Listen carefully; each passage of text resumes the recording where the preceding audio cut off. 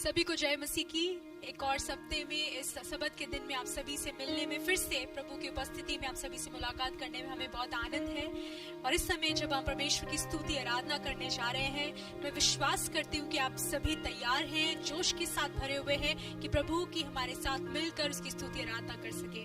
परमेश्वर का वचन कहते हैं उसकी उपस्थिति में जब हम आते हैं, उसके भवन में जब हम प्रवेश करते हैं, तो आनंद और हर्ष और उल्लास के साथ हम प्रवेश करें। इस समय में हम अपनी कलीसियाओं में नहीं जा सकते, परमेश्वर के भवन में नहीं जा सकते, लेकिन जब परमेश्वर का वचन कहता है जब 2 या 3 लोग उसके नाम से एकत्रित होते हैं, चाहे वो आपका घर ही क्यों ना हो या कोई भी स्थल क्यों ना हो, और परमेश्वर की जब हम आराधना करते हैं मिलकर एकता से, परमेश्वर की उपस्थिति वहां पर आती है। तो इस समय अपने घरों पर परमेश्वर की उपस्थिति को स्वागत करें, हमारे साथ मिलकर विश्वास के साथ, और इस बात को मानते हुए, विश्वास करते हुए कि प्रभु यीशु मसीह आपके घरों में आपके संग उपस्थित है। स्तुति आराधना के लिए हमारे साथ मिलकर परमेश्वर को ऊंचा करने के लिए, उसकी बड़ाई करने के लिए तैयार हो जाए, क्योंकि उसके भवन में आनंद है, उसके भवन में आनंद की भरपूरी है। हालेलुया। विश्वास करने वाले हमारे साथ मिलकर खुशी के साथ, आनंद के साथ गाएं।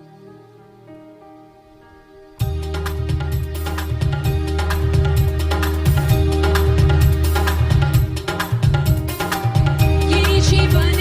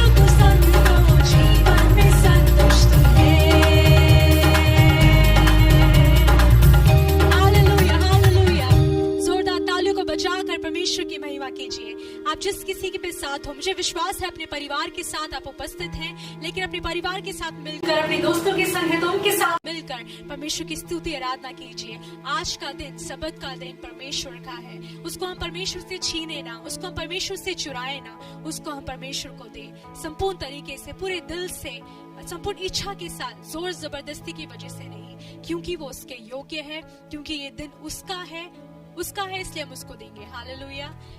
एक और तमिल गीत हम गाएंगे जो इस प्रकार से कहता है कि मेरा चट्टान, मेरा दृढ़ गढ़ यीशु है, हमारी रक्षा यीशु मसीह करता है, हमारी चट्टान वो है।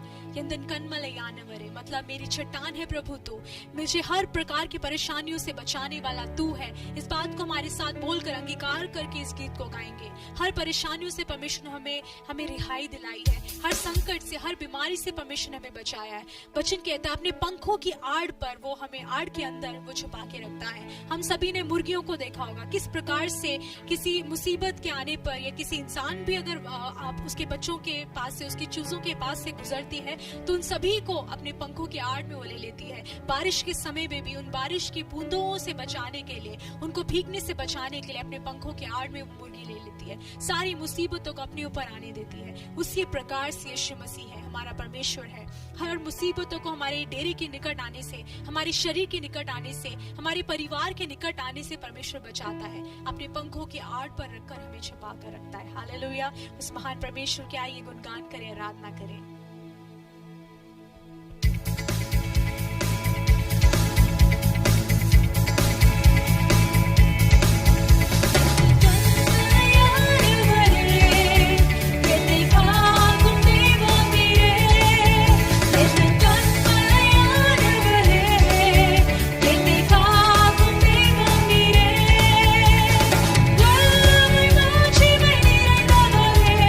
Bagi bagi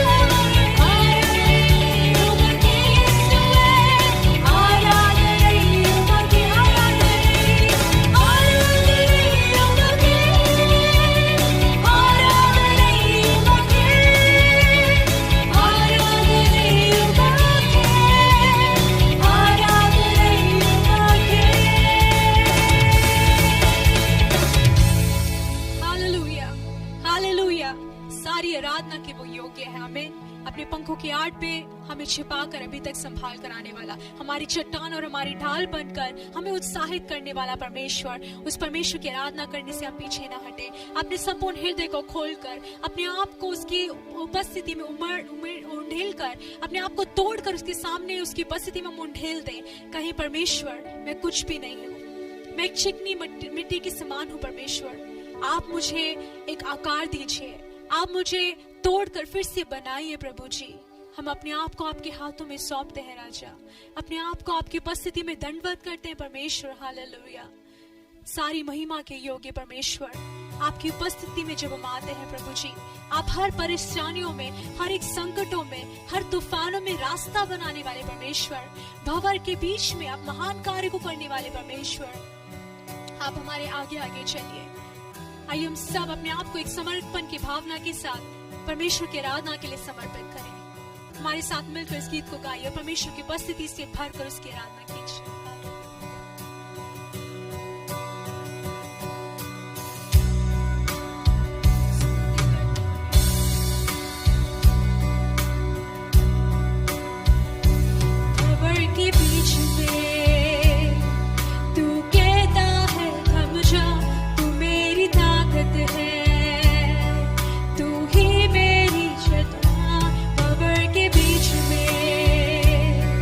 तू कहता है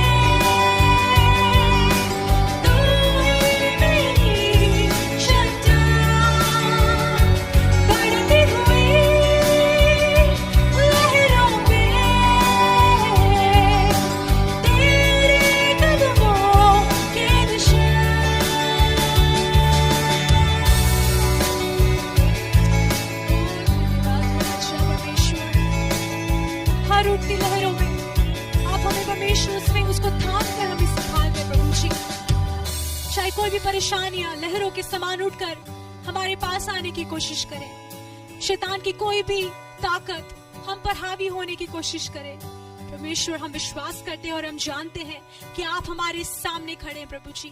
आप एक दीवार बनकर, एक सुरक्षा का ढाल बनकर आप हमारे सामने खड़े हैं प्रभु जी। कुछ भी हमें नहीं छू सकता है, कुछ भी हमें गिरा नहीं सकता है, कुछ भी हमें डुबा नहीं सकता है। हम आपके विश्वास की ढाल को लिए खड़े हैं परमेश्वर, वचन रूपी तलवार को लिए खड़े हैं परमेश्वर। उद्धार का परमेश्वर टोप हमारे ऊपर है, हमारे सिर पर है परमेश्वर। हालेलुया, आपका कवच हमारे साथ है। यीशु मसीह धन्यवाद करते हैं परमेश्वर इस सुरक्षा का, परमेश्वर जिसका हम आनंद उठाते हैं, जिसके कारण हम अपने परिवारों समेत खुश और आनंदित है, सुरक्षित है। धन्यवाद करते हैं प्रभु जी, ये आपकी करुणा है राजा। स्तुति हो परमेश्वर, आप हमारा जीवन है, हमें सृज कर, हमें बनाकर अपने जीवन के श्वास को फूंकने वाले परमेश्वर, हमारे अंदर आपकी ही सांसें चल रही है। धन्यवाद करते हैं परमेश्वर। संसार हमारे लिए माया है, आप ही हमारे लिए सब कुछ है परमेश्वर। ये जीवन आपकी ओर से मिला भेंट है परमेश्वर, इसके लिए हम आपको धन्यवाद देते हैं। हालेलुया।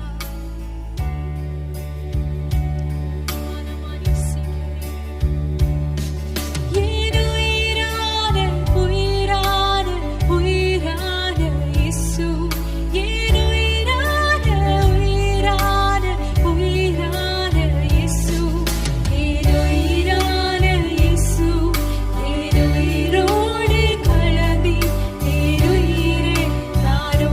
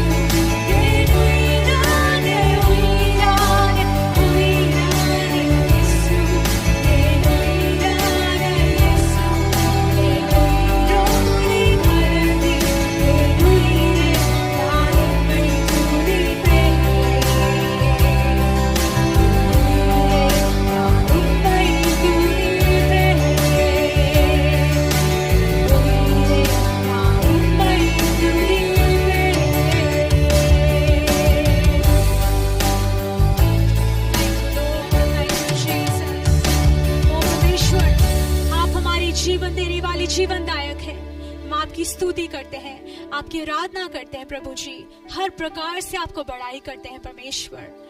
हमारे लिए परमेश्वर दिया हुआ ये समय ये आपकी करुणा के कारण है परमेश्वर। जीवन भर हम आपकी स्तुति और आपकी आराधना करते रहना चाहते हैं परमेश्वर, क्योंकि आप इतने भले हैं, आप इतने महान हैं राजा परमेश्वर। आपका वचन हमारे पांव के लिए दीपक है, हमारे मार्ग के लिए ज्योति है। वही नहीं, हमारे जीवन के लिए हमारे लिए हर एक दिन का भोजन है परमेश्वर। धन्यवाद करते हैं क्योंकि आपका वचन कहता है मनुष्य केवल रोटी ही से नहीं लेकिन परमेश्वर के मुख से निकलने वाले हर एक वचन के द्वारा जिएगा। ये आपका वचन है और ये झूठ नहीं है प्रभु जी।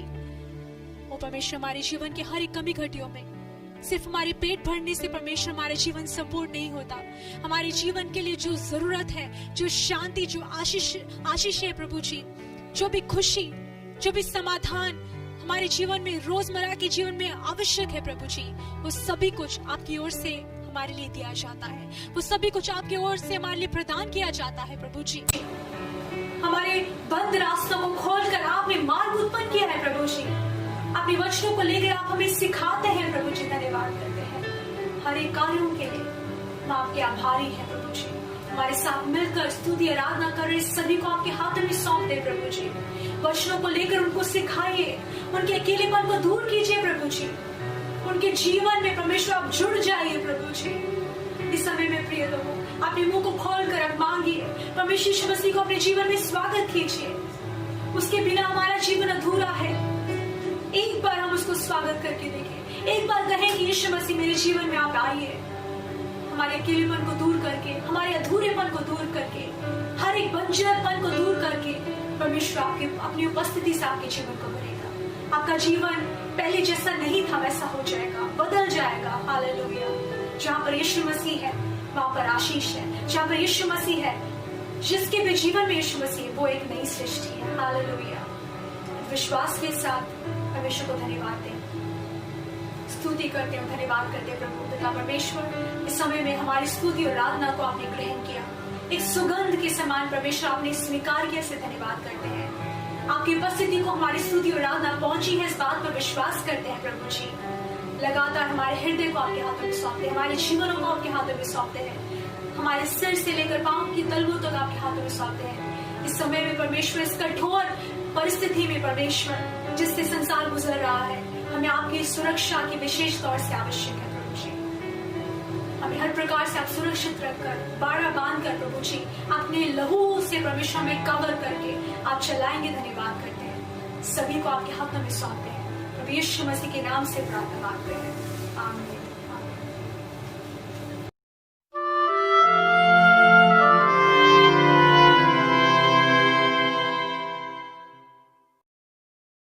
ஆண்டவராகிய இயேசு கிறிஸ்துவின் நாமத்தினாலே உங்கள் எல்லோருக்கும் வாழ்த்துக்கள்। प्रभु यीशु मसीह के नाम से आप सभी का स्वागत करते हैं। நாளிலும் தேவனுடைய வார்த்தையை கொண்டு வரும்படியாக தேவன் கொடுத்த மேலான கிருபைக்காக அவரை ஸ்தோத்திரிக்கிறோம்। आज के दिन परमेश्वर के वचन को लेकर आने के लिए जो अनुग्रह दिया उसके लिए उसको स्तुति करते हैं। தேவன் நல்லவராய் இருக்கிறார், परमेश्वर भला है।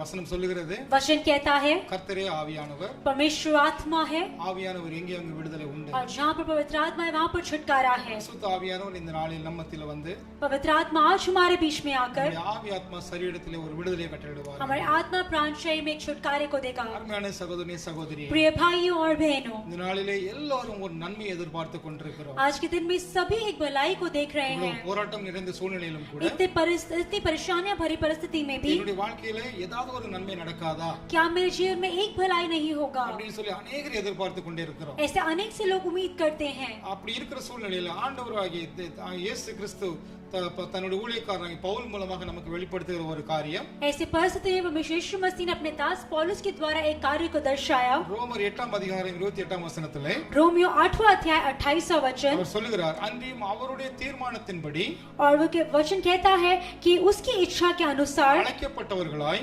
बुलाए हुए हैं, தேவனிடத்தில் அன்பு கூறுகிறவர்களுக்கு और जो परमेश्वर प्रेम रखते हैं சகலமும் நன்மைக்கு ஏதுவாக நடக்கும்। उनके लिए सभी बातें मिलकर भलाई ही की होती हैं। சகலமும் நன்மைக்கு ஏதுவாக நடக்கும், सभी कार्य भलाई की उत्पन्न होती हैं। இதுல நன்மை நடக்கும், அந்த காரியத்தில் தீமை நடக்கும்னு சொல்லல அவரு। और यहाँ पर ऐसा नहीं लिखा कि एक कार्य भलाई एक में बुराई होगा। யார் ஆண்டவரிடத்தில் அன்பு கூறுகிறார்களோ, जो परमेश्वर से प्रेम रखते हैं, அவருடைய வாழ்க்கையில எல்லா காரியம் நன்மைக்காக நடக்கும் என்று சொல்லுகிறார்। उनके जीवन में हर एक कार्य भलाई के लिए होगा। நல்ல ஒரு பரிசுத்த ஆவியானவர், इतना अच्छा है पवित्र आत्मा। இந்த போராட்டம் நிறைந்த சூழ்நிலையிலும் கூட நமக்கு ஒரு நல்ல ஒரு வாய்ப்பை கொடுத்திருக்கிறார். इस परेशानियों भरी परिस्थिति में भी एक अच्छे अवसर को दिया है நன்மை செய்கிற தேவன் என்கிற ஒரு நம்பிக்கை நமக்கு கொடுத்து और கொண்டிருக்கிறார். भलाई करने वाला परमेश्वर है करके हमें एक भरोसे को दिया है. ஹalleluya हालेलुया ஹalleluya हालेलुया. அதனால அவருடைய தீர்மானத்தின்படி நம்ம அழைத்திருக்கிறார். उसकी इच्छा के अनुसार उसने हमें बुलाया है. நாம் எங்கேயோ நான் ஒரு வேற ஒரு குடும்பத்துல பிறந்திருக்கலாம். हमने एक अलग परिवार में जन्म लिया होगा தேவனை அறியாத குடும்பத்துல और பிறந்திருக்கலாம். परमेश्वर को ना जानने वाले परिवार में हमने जन्म लिया होगा தேவனை அறியாமலே வாழ்ந்து கொண்டிருந்திருக்கலாம். और परमेश्वर को बिना जाने ही हम जी रहे होंगे. ஆனால் வேதம் இந்த நாம் படித்த வசனத்தில் எழுதப்பட்டிருக்கிறது. लेकिन जो वचन हमने पढ़ा उसमें लिखा गया है அவருடைய தீர்மானத்தின்படி उसके इच्छा के अनुसार எந்த மனுஷனை அவர் உண்டாக்கினாரோ जिस मनुष्य को उसने बनाया அவருக்கு ஒரு நோக்கம் இருந்தது. उसके लिए एक मकसद था. இந்த மனுஷன் மூலமாக என்னுடைய நாமம் மகிமைப்பட வேண்டும். इस मनुष्य के द्वारा मेरे नाम की महिमा होवे. இந்த மனுஷன் மூலமாக எனக்கு துதி ஆராதனை ஏறெடுக்கப்பட इस வேண்டும். मनुष्य के द्वारा मेरे स्तुति और आराधना चढ़ाया இந்த जाए. மனுஷன் மூலமா இந்த மனுஷனோடு நான் பேச வேண்டும். इस मनुष्य से मुझे बात करना है. இந்த மனுஷனுடைய சத்தத்தை நான் கேட்க வேண்டும். इस मनुष्य की आवाज को मुझे सुनना है. அப்படிங்கிற ஒரு தீர்மானத்தோடு ஆண்டவர் நம்மை அழைத்திருக்கிறார். ऐसे एक मकसद के साथ परमेश्वर ने हमें बुलाया है.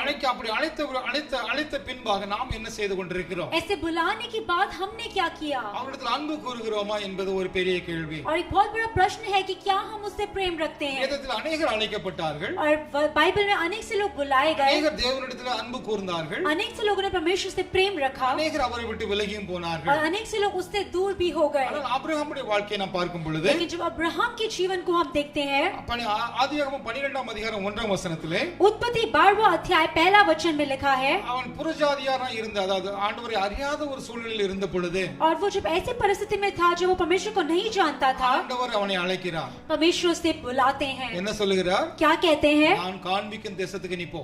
और जिस देश को मैं तुझे दिखाता हूं वहां पर चला जा. எதுக்கு கூப்பிடுறாரு?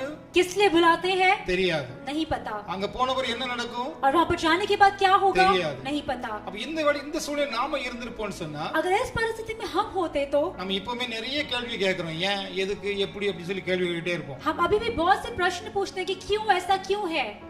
அந்த நேரத்துல ஆபிரகாம் அப்படிப்பட்ட ஒரு காரியத்தை செய்யாதபடி और लेकिन उस समय में अब्राहम ने ऐसे कार्यों को नहीं किया. தேவனிடத்தில் அன்பு கூறுகிறவனாக தன்னை நிரூபித்தான். और परमेश्वर से प्रेम रखने वाले के रूप में अपने आप को उसने दर्शाया. எப்படி நிரூபித்தான்? कैसे साबित किया? ஆதியாகமம் 12ஆம் அதிகாரம் 4ஆம் வசனத்தில் சொல்லப்பட்டிருக்கிறது. उत्पत्ति 12वां अध्याय 4थे वचन में लिखा है கர்த்தர் சொன்னபடி புறப்பட்டு போனான். और जैसे परमेश्वर ने कहा वो निकल कर गया. என்னை உண்டாக்கின தேவன் என்னை தவறான வழியில கொண்டு போக மாட்டாரு. और जिसने मुझे बनाया है वो परमेश्वर मुझे गलत मार्ग में नहीं लेकर என்னை जाएगा. சிருஷ்டித்த தேவன் எனக்கு தப்பான ஒரு வழியை காட்ட மாட்டார். जिस परमेश्वर ने सृष्टि की मुझे वो गलत रास्ता नहीं ஒரு दिखाएगा. தப்பான இடத்துக்கு கொண்டு போக மாட்டார். एक गलत जगह नहीं लेकर ஒரு जाएगा. தப்பான திட்டத்தை என்னுடைய வாழ்க்கையில வெளிப்படுத்த एक மாட்டார். गलत इच्छा को मेरे जीवन में नहीं दर्शाएगा. அவர் சொன்னார்னா நல்ல ஒரு திட்டமா தான் இருக்கணும். अगर उसने कहा है तो वो सही होगा. அவர் எந்த தேசத்துக்கு போக சொல்றாரோ அது நல்ல ஒரு தேசமா இருக்க और வேண்டும். उसने जिस देश में जाने को कहा वो एक अच्छा देश होगा. அங்க போய் எனக்காக வைத்திருக்கிற ஆசீர்வாதம் நல்ல ஒரு ஆசீர்வாதமா தான் இருக்கும். और वहां पर जो आशीष मेरे लिए रखा है वो अच्छा आशीष होगा. அப்படின்னு சொல்லி எந்த கேள்வியும் கேட்காம எந்த சந்தேகமும் படாம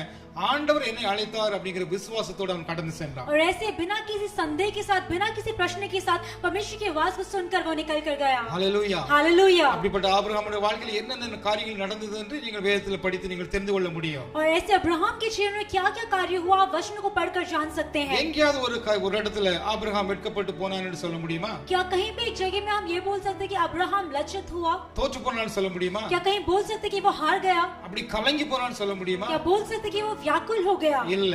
नहीं. எங்கெங்கெல்லாம் ஆபிரகாம் போனாரோ அங்க எல்லாம் தேவன் அவனோடு கூட இருந்து அவனை வழி நடத்தினார். अब्राहम जहां-जहां गया वहां परमेश्वर के साथ रहकर उसका मार्गदर्शन किया. அதுதான் ஆண்டவராகிய இயேசு கிறிஸ்து சொல்கிறார். वही यीशु मसीह कहते हैं யோவான் 14ஆம் அதிகாரம் 23ஆம் வசனத்திலே यूहन्ना 14वां अध्याय 23वें वचन में ஒருவன் என்னில் அன்பாய் இருந்தால் यदि कोई मुझसे प्रेम रखेगा तो அவன் என் வசனத்தை கைக்கொள்வான். वह मेरे वचन को मानेगा. அதுல ஒரு क्वेश्चन கிடையாது. उसमें कोई प्रश्न नहीं ஒரு है. டவுட் கிடையாது. कोई संदेह नहीं है. ஒரு கேள்வி கிடையாது, ஒண்ணும் கிடையாது. और कोई प्रश्न नहीं है. என் ஆண்டவர் என்னை அழைத்திருக்கிறார். क्योंकि परमेश्वर ने मुझे बुलाया है. உண்டாக்கின தேவன் என்னை அழைத்திருக்கிறார். मुझे बनाने वाले परमेश्वर ने मुझे बुलाया சர்வ है. வல்லமையுள்ள தேவன் என்னை அழைத்திருக்கிறார். सर्वशक्तिमान परमेश्वर ने मुझे बुलाया है. வானத்தையும் பூமியையும் படைத்தவர் என்னை அழைத்திருக்கிறார். आकाश और पृथ्वी को रचने वाले परमेश्वर ने मुझे தன்னுடைய बुलाया ரூபத்தை है. எனக்கு தந்தவர் என்னை அழைத்திருக்கிறார். अपने रूप को मुझे देने वाले परमेश्वर ने मुझे बुलाया है. என்னுடைய வாழ்க்கையில ஒரு தப்பு செய்ய மாட்டாரு. मेरे जीवन में वो गलती नहीं करेगा. அதனால கண்ணை மூடிட்டு ஆண்டவர் பின்னால கடந்து इसलिए செல்கிறார். आंखों को बंद करके वो परमेश्वर के पीछे हो लिया. நம்முடைய வாழ்க்கை எப்படி இருக்கிறது? आज के दिन हमारी हमारा जीवन कैसा है। ஐயோ என் வாழ்க்கையில இப்படி ஒரு தீமையான ஒரு காரியம் நடந்து போச்சே, कि मेरे जीवन में इतना बुरा कार्य हो चुका என் है, குடும்பத்துல இப்படிப்பட்ட ஒரு சூழ்நிலை இருக்கிறது, मेरे परिवार में ऐसी परिस्थिति है। அதுக்கு அவன் தான் காரணம் இவன் தான் காரணம் சொல்லி யாரையும் காரணம் சொல்லி குறை சொல்லி குத்த பிரயோஜனம் கிடையாது. और ऐसे किसी को भी वो कारण या ये कारण है करके दूसरों को दोष देने का कोई फायदा नहीं है। ஆபிரகாம் செஞ்சது போல நாம் செய்து கொண்டிருக்கிறோமா? क्या जैसे अब्राहम ने किया वैसा हम भी कर रहे हैं? அவர் என்ன சொன்னார் அப்படி செய்து கொண்டிருக்கிறோமா? क्या जैसा उसने कहा वैसा हम कर रहे हैं? கேள்வி மேல கேள்வி கேட்கிறோம், हम प्रश्न पे प्रश्न पूछते रहते हैं விசுவாசிக்க முடியாமல் பிசாசுக்கு இடம் கொடுத்து விலகி போய் கொண்டிருக்கிறோம், और विश्वास नहीं करते, हम शैतान को जगह देकर परमेश्वर से दूर हो रहे हैं। அவரை விட்டு நாம்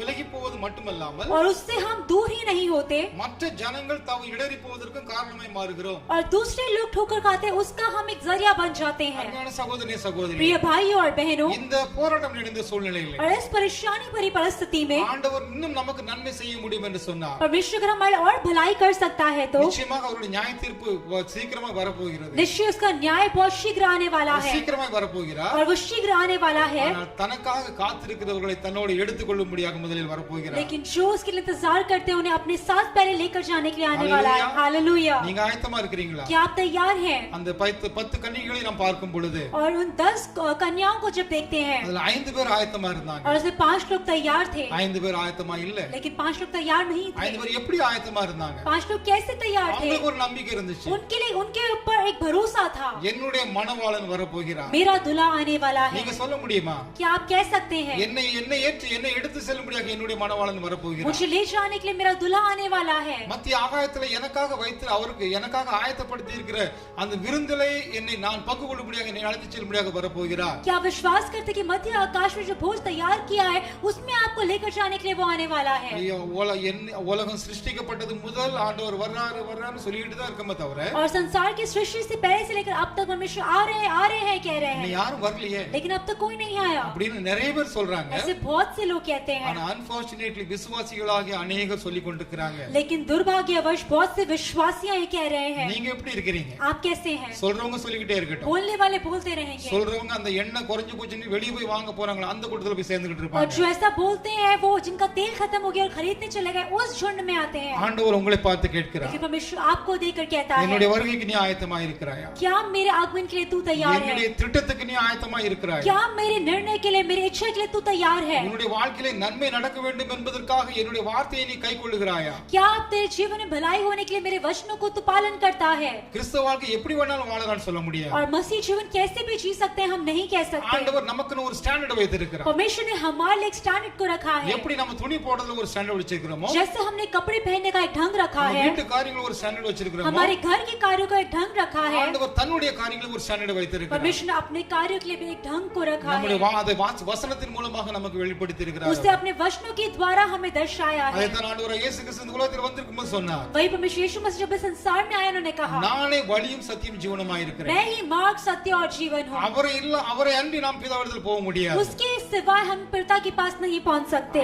அவர் நமக்கு முன்னால தெய்வமாக வந்து நின்ற பொழுது இந்த உலகம் அவரை நிராகரித்தது, और जब वो परमेश्वर के रूप में हमारे सामने आकर खड़े हुए संसार ने दुत्कारा, அவரை ஏற்றுக்கொள்ள முடியவில்லை, और उन्होंने अंगीकार नहीं किया, விசுவாசிக்க முடியவில்லை। विश्वास नहीं कर पाए, காரணம் ஒரு சாதாரண ஒரு மனித ரூபம் எடுத்து இந்த உலகத்தில் क्योंकि वो एक வந்தார்। साधारण मनुष्य का रूप लेकर आए। எதற்காக? किस लिए? தன்னுடைய அனாதி தீர்மானத்தை நம்முடைய வாழ்க்கையில என்னுடைய வாழ்க்கையில உங்களுடைய வாழ்க்கையில நிறைவேற்றும்படியாக வந்தார்। अपने इच्छा को हमारे जीवन में, आपके जीवन में पूरा करने के लिए आया। நாம் என்ன செய்து கொண்டிருக்கிறோம்? लेकिन हम क्या कर रहे हैं? என்ன செய்து கொண்டிருக்கிறோம்? क्या कर रहे हैं? நம்மை நாமே ஏமாற்றி हम கொண்டிருக்கிறோம்। अपने आप को धोखा दे रहे எப்படி हैं। ஏமாற்றி கொண்டிருக்கிறோம்? कैसे धोखा दे रहे हैं? ஆண்டவருடைய சத்தத்துக்கு விலகி வேறு சத்தத்தை கேட்டு அந்த உலகத்துக்கு பின்பாக நாம் போய் கொண்டிருக்கிறோம்। परमेश्वर की आवाज को सुनकर, आवाज को छोड़कर दूसरी आवाज को सुनकर संसार के पीछे जा रहे हैं। தேவன் எங்கே போக சொன்னார்? परमेश्वर ने कहां जाने के लिए बोला है? நான் என்ன எங்கே போய் கொண்டிருக்கிறேன்? लेकिन मैं कहां जा रहा हूं? அவர் என்ன செய்ய சொன்னார்? उसने मुझे क्या करने को நான் कहा? என்ன செய்து கொண்டிருக்கிறேன்? लेकिन मैं क्या कर रहा हूं? என்ன விரும்புகிறார் அவர்? वो हमसे क्या चाहता है? நான் என்ன செய்து लेकिन கொண்டிருக்கிறேன்? मैं क्या कर रहा हूं? என்னைக்காவது ஒரு நாள் யோசித்து क्या பார்த்திருக்கிறோம்? आपने कोई कभी सोचा है? குறை சொல்றதுல நம்ம குறை சொல்லி ரொம்ப மும்முரமா ஈடுபட்டு இருக்கிறோம்। हम कमियों को बताने में ही बिजी रहते हैं। எனவே நம்முடைய வாழ்க்கையில் ஒவ்வொரு படியிலும் தேவனுடைய வார்த்தை நமக்கு ஒரு ஸ்டாண்டர்டா மாறட்டும்। हमारे जीवन के हर एक कदम में परमेश्वर का वचन हमारे लिए एक ढंग बने। அந்த வார்த்தை மேல வைங்க, उस वचन को आगे रखिए, அதுக்கு முன்னாடி நின்னு பாருங்க, उसके सामने खड़े होकर देखिए, எந்த இடத்துல நாம் தவறி இருக்கிறோம் என்று யோசித்து பாருங்க. आप सोच कर देखिए कि किस जगह में हम चूक गए हैं। அவருடைய வார்த்தையை கைக்கொள்ள மாட்டோம், उसके वचन का हम पालन नहीं ஆனா நன்மை करेंगे, எதிர்பார்க்கிறோம் लेकिन தேவனிடத்திலே. भलाई को हम देखते हैं। அவர் சொன்னபடி கேட்க மாட்டோம், उसके जो वो कहता है उसका आज्ञा नहीं मानते, ஆனால் ஆண்டவர் ஆசீர்வதிக்க வேண்டும் என்று விரும்புகிறோம். लेकिन हम चाहते हैं कि परमेश्वर में आशीष करे। ஆண்டவர் அதான் ஆண்டவர் இயேசு கிறிஸ்து சொல்லுகிறார், यीशु मसीह कहते हैं யோவான் 15 அதிகாரம் 7 வசனத்திலே, यूहन्ना 15 अध्याय 7 वचन में, நீங்கள் என்னிலும் तुम मुझ में என் வார்த்தைகள் உங்களிலும் நிலைத்திருந்தால் और मेरा वचन तुम में बना रहे, நீங்கள் கேட்டுக்கொள்வது எதுவோ तो जो चाहो मांगो அது உங்களுக்கு செய்யப்படும். और वह तुम्हारे लिए हो जाएगा। நம்முடைய வாழ்க்கையில நன்மை நடக்கணும் என்ன செய்யணும்? अगर हमारे जीवन भलाई होना है तो हमें क्या நாம் करना है? அவருக்குள்ளாக நிலைத்திருக்க வேண்டும். हमें उसके अंदर बने रहना அவருடைய है, வார்த்தை நமக்குள்ளாக இருக்க வேண்டும். उसका वचन हमारे अंदर होना है। கள்ள தீர்க்கதரிசனங்கள் கள்ள போதகங்கள் நிறைய வந்து கொண்டிருக்கிறது. झूठे भविष्यवक्ता झूठे प्रचारक बहुत से आते हैं, அதை அடையாளம் கொண்டு நீங்கள் தப்பித்துக் கொள்ள வேண்டும் என்று சொன்னார். लेकिन उसमें फर्क पहचान कर अगर आपको बचना है तो வேதத்தில் எழுதப்பட்ட வார்த்தைகளை கவனமாய் படித்து அதை நீங்க தியானம் பண்ணுங்க. वचन में बाइबल में लिखे गए हर एक वचन को ध्यानपूर्वक पढ़ के उसे ध्यान करें। ஆண்டவர் இயேசு கிறிஸ்து என்ன சொல்லி இருக்கிறாரோ அப்படியே விசுவாசித்து அவருக்கு பின்பாக கடந்து செல்லுங்க. परमेश्वर यीशु मसीह ने जो कहा है वो ऐसे ही पढ़कर उसके पीछे हो ले। அப்படி செய்வோம் என்று சொன்னார். अगर ऐसा हम करेंगे तो நிச்சயமாக நம்முடைய வாழ்க்கையில் நன்மையை தவிர வேறு ஒன்றும் நடைபெற முடியாது. निश्चय हमारे जीवन में भलाई के अलावा और कुछ नहीं होगा। Hallelujah, hallelujah. ஆண்டவர் இந்த வார்த்தைகளை உங்களுக்கு ஆசீர்வதிப்பார். परमेश्वर आपको इन वचनों द्वारा आशीषित करे। மூடி ஜெபிப்போம். सभी आंखों को बंद करके प्रार्थना करेंगे।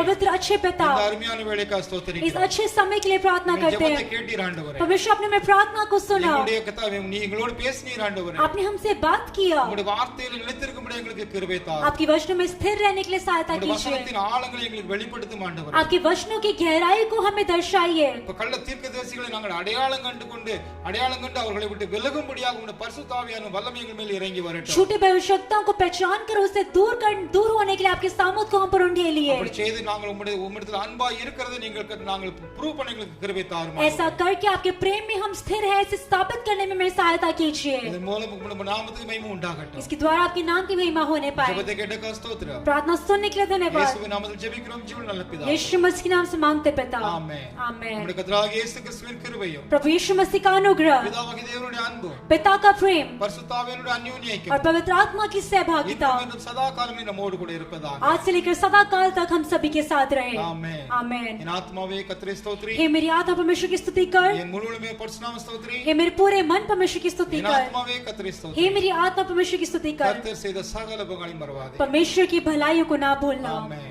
आमेन। Hallelujah, hallelujah, hallelujah, hallelujah, hallelujah. Hallelujah.